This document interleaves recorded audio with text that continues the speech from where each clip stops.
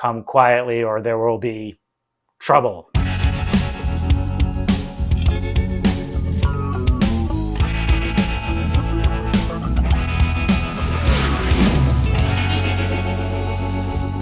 Hey everyone, I'm Eric Fogel, creator of shows like MTV's The Head and Celebrity Deathmatch. I've been working in animation for over 25 years, and today I want to talk about a film that is very near and dear to my heart, a film that has influenced me in my own career, and it's one of my favorite films of all time. It's 1987's ROBOCop, directed by Paul Verhoven, starring Peter Weller, Nancy Allen, Ronnie Cox, Kurtwood Smith, Miguel Ferrer. So just to give you a little background into my introduction to ROBOCop, the year was 1987, and I remember seeing the poster for the movie. And back in 1987, there weren't a lot of great sci-fi action films. You had The Terminator, you had Aliens, and then you had a lot of schlock. At that time, studios would create really dynamic posters to really oversell these sci-fi action movies that really weren't very good. And so when I saw the poster for ROBOCop, I went in with an expectation that this was going to be kind of a schlocky cheese fest. The name ROBOCop in and of itself is a bit goofy. And I said to myself, that poster looks so freaking good. There is no way that the movie is going to measure up to the look of that movie poster. Man, was I wrong. And man, was I just blown away by the film that I sat down to see back in 1987. I love this movie so much that I even created my very own ROBOCop. You can see him up there. Sculpted it out of polymer-based modeling clay. You can see the impact of the film on some of my work, especially in the use of over-the-top violence, which may have influenced my approach to Celebrity Deathmatch. And I'll talk about that over-the-top violence a little bit more. But on the surface, this film is very complex. It explores a lot of themes such as Reaganomics, corporate greed, consumerism, the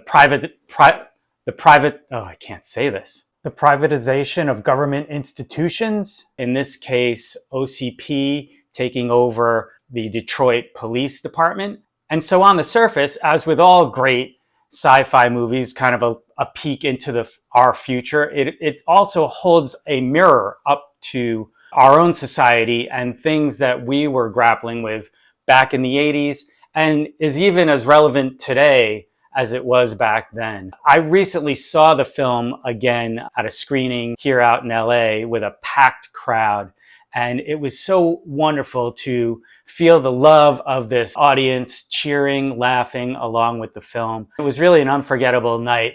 So what's the movie about? Peter Weller plays a Detroit cop who's recently transferred to one of the roughest precincts in Old Detroit. Old Detroit has a cancer, and it's crime, and it's eating away at the city. And as we learn a few scenes later, OCP has actually maneuvered some of these cops to become candidates for the ROBOCOP program.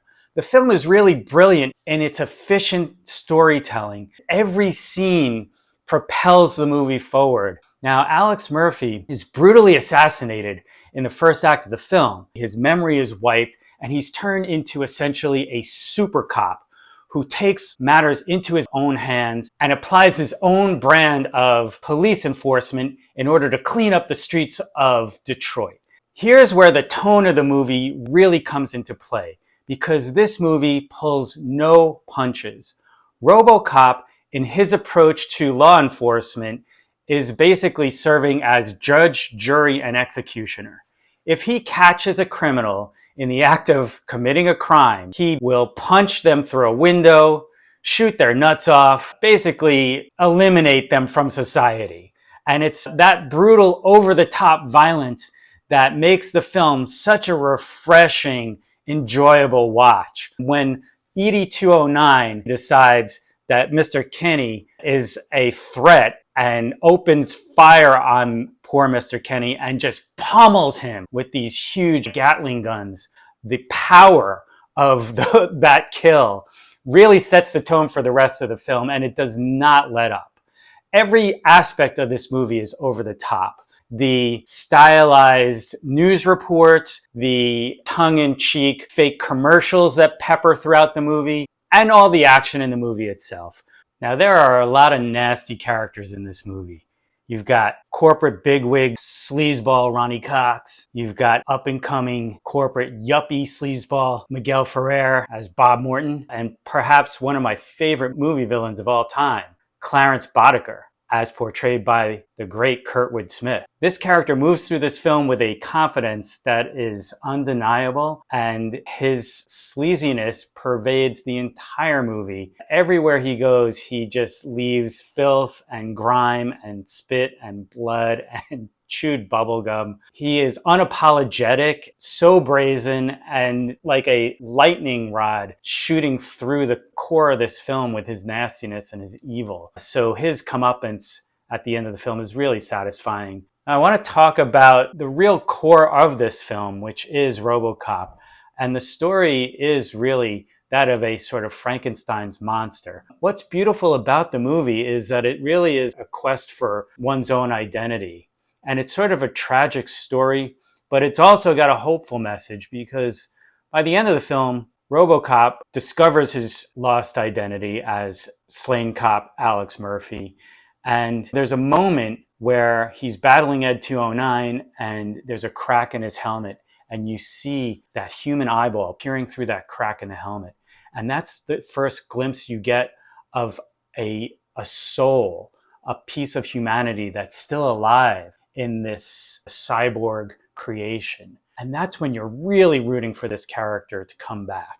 And slowly he does, as he pieces together his past, so that in the film's finale, he's got his helmet off and we see Murphy's face and this incredible makeup by Rob Bottin. And that really is the synthesis of this character, is the melding of these two personas. And by the end of the film, he's sort of embracing this new identity, and he's ready to go out and fight crime. Not necessarily as RoboCop, but as Murphy, a beautiful synthesis of the man he was and the robot he has become. I want to talk about the effects in this movie because, as I said, Rob Bottin did an incredible job, not just with the practical makeup on Murphy's face, but the entire RoboCop costume that was pieced together in sections and glued onto a wearable glove by Peter Weller. Ed 209, beautifully realized by the great Phil Tippett, bringing Ed 209 to life, not only giving him a very imposing robot presence, but also a lot of comedy in the movements and the maneuvering of Ed 209, especially when he's doing things like trying to maneuver stairs, or when he's destroyed at the end and we see a little death wiggle of one of his toes as he sort of keels over. It's also worth noting that there are no digital effects in the movie. This predates digital effects. So everything you see in the film is practical. The film also has some of the greatest deaths, including one of my all-time favorite on-screen deaths. That is the demise of poor Emile, one of the bad guys in the movie, who takes a bad spill in a vat of toxic waste, stumbles out into the street, and is pummeled by a 2000 SUX, and it always gets a huge reaction every time I see the film. The film's tone, the over-the-top humor, the stylized violence, these are all things that influenced me throughout my career as a filmmaker. To this day, I still think about the film and think about the effect it's had on me. It's a film that is at the top of my list of favorite movies. I encourage you all to seek it out. If you haven't watched it, you're in for a ride. If you have seen it, check it out once again. It holds up. It is one of the greatest sci-fi action movies of all time in my book. Go Robo.